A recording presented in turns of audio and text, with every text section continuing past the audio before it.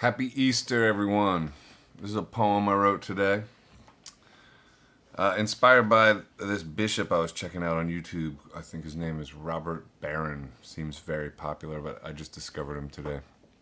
So here you go. It's called Through Slices in the Sky. He came back showing his wounds. They were terrified. Of course they were. They turned their backs on him when he needed them most.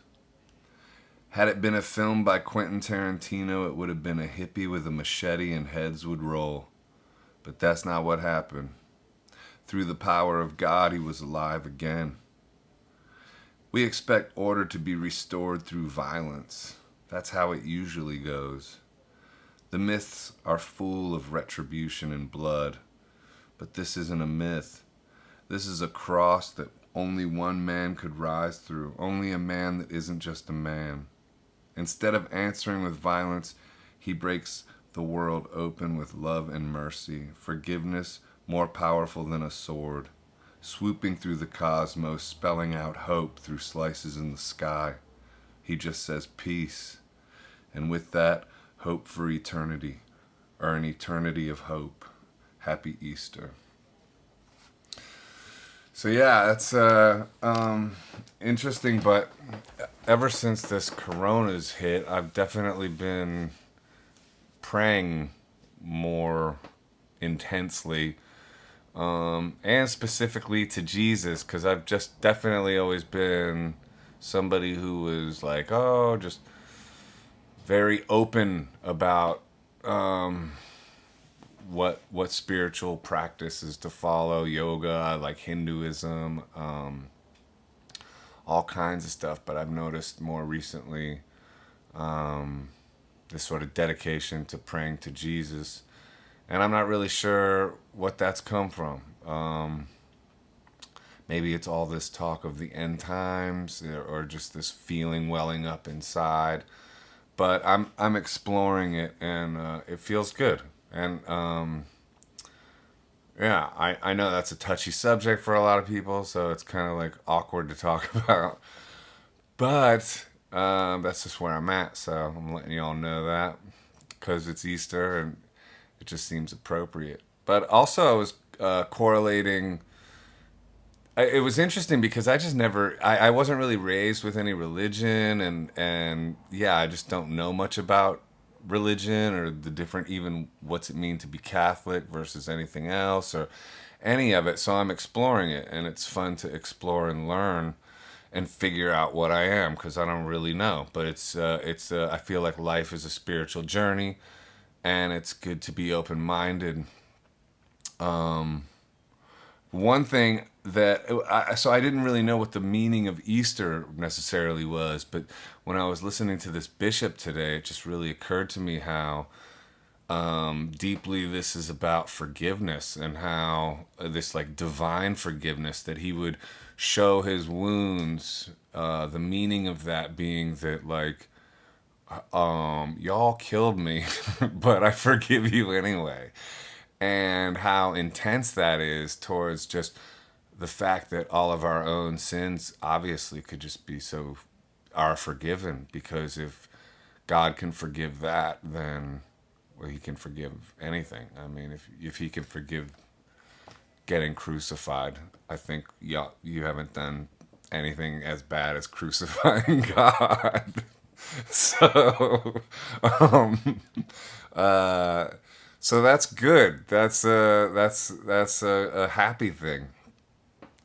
And one thing I am kind of somewhat knowledgeable in is this prayer called Ho'oponopono, which is about forgiveness and taking full responsibility for everything in your field of consciousness. And it's, I love you, I'm sorry, please forgive me, thank you. And that is something I have been making a real heavy practice of for quite a little while now.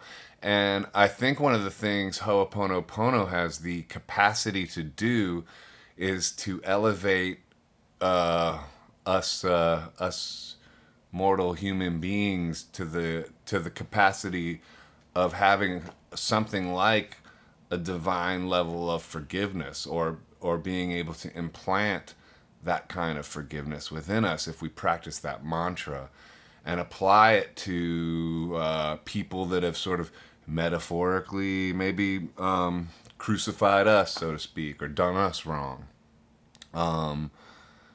And just to like, yeah, follow that lesson that forgiveness is just so much more powerful than some kind of retribution or revenge.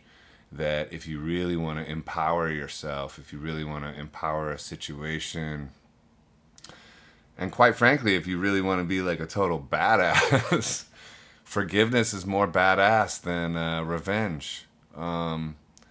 Because it just is. It's like it's divine. And so yeah, that prayer, I love you, I'm sorry, please forgive me, thank you. If in particular, if somebody's wronged you, and within yourself you can apply it to them, because if you look at life as everything, everything in the external is a mirror of the internal, and that you are ultimately responsible for everything that happens in your life, that's super empowering. It gets you out of being of the victim consciousness, and yeah, it's just awesome, because a lot of times people that have wronged us will never apologize, and because everybody's got their own perspective, so you think they wronged you, they think you wronged them. It's just like back and forth.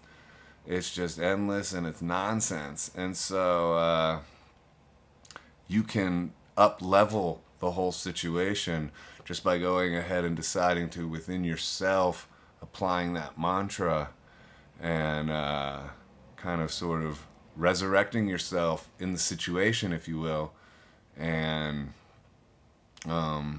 yeah, take the power of the sort of the spirit of what Easter is all about, and some kind of divine forgiveness across the whole thing.